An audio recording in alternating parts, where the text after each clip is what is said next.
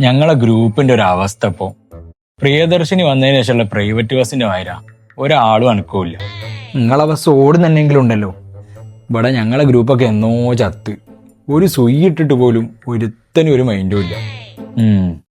ഞങ്ങളെ സുൽത്താനൊന്ന് മനസ്സ് വെച്ചിനെങ്കിലേ ഞങ്ങൾ കളിക്കേണ്ട ഫൈനൽ അത്. അതിന് നിങ്ങളെ സുൽത്താന്റെ മനസ്സെത്തുന്നത് ശരീരം എത്തണ്ടേ? ഫ്ലക്സിമല് മൂപ്പര് മൊത്തം സിംഹാസനത്തിന് മുകളിൽ ഇരുന്നാ കളി തുടങ്ങിയപ്പോ മൊത്തം ബെഞ്ചിന്റെ മുകളിലും. പിന്നെ എങ്ങനെയാ ഫൈനലിൽ എത്തുക? ആരാപ്പം ഞങ്ങൾ കളിയാക്കുന്നത്?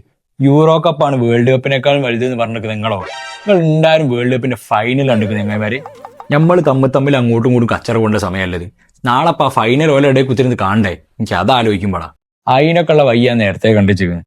എന്നാ ഇത് പിടിച്ചോ. അങ്ങനെ കുളിപ്പില്ല ചങ്ങായി. എത്ര ജെയ്സിയാ ഇങ്ങനെ മാറ്റി മാറ്റി ഇടുന്ന്. എന്നിട്ട് ഏതെങ്കിലും ടീം ജയിച്ചോ? നമ്മൾ നാളെ ജെയ്സി ഇട്ട് പോയാലേ സ്പെയിനും തോൽക്കും. ഇനി ആകെ ഒറ്റ വയ്യേ ഉള്ളൂ. നാളെ കളി തുടങ്ങുമ്പോൾ ഈ ജെയ്സി ഉള്ളിലിട്ട് പോവുക. അർജന്റീന ജയിച്ചാൽ മനസ്സിൽ കരഞ്ഞുകൊണ്ട് ഓല കൂടെ തുള്ളിച്ചാടുക. അടച്ചോ ഞമ്മക്ക് അത്രേ വിരിച്ചുള്ളൂ.